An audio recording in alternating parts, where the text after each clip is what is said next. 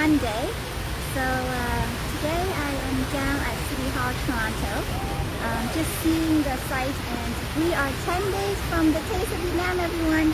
I am so excited. So let me show you. This is Nathan Phillips Square, as you can see, and I'm walking around downtown with my Áo, Bà Ba, and Nong La.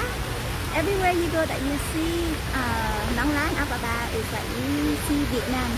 So in 10 days, right here in Nathan Phillips Square, City Hall, Toronto, will happen the festival, 5th year anniversary of Taste of Vietnam Festival. July 24th, 25th, and 24th, 25th, and 26th. Thursday, Friday, Saturday. So make sure you save the date and come on down to see the Taste of Vietnam Festival happening here at Nathan Phillips Square, guys. It's gonna be food, cultural performances, outside, fashion show, a lot of cultural costume. Basically, it's our 5th year anniversary. It is the love theme of everlasting love.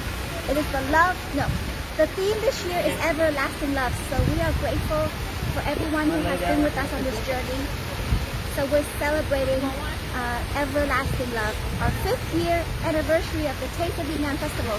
So make sure you come down to City Hall, Toronto next Thursday, not this Thursday, next week, Thursday, Friday, and Saturday for the Taste of Vietnam.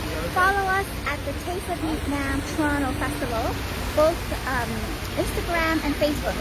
So don't forget to save the date. Call your friends, your neighbors, your co-workers, your whole family to come down and have a great time. So the event, the festival, is not just about food and cultural, but it is to raise awareness against human trafficking and child exploitation that is happening in Vietnam, Toronto, and as well as all over the world. So please come and support us, and we can't wait to see you right here at Nathan Phillips Square, City Hall, Toronto.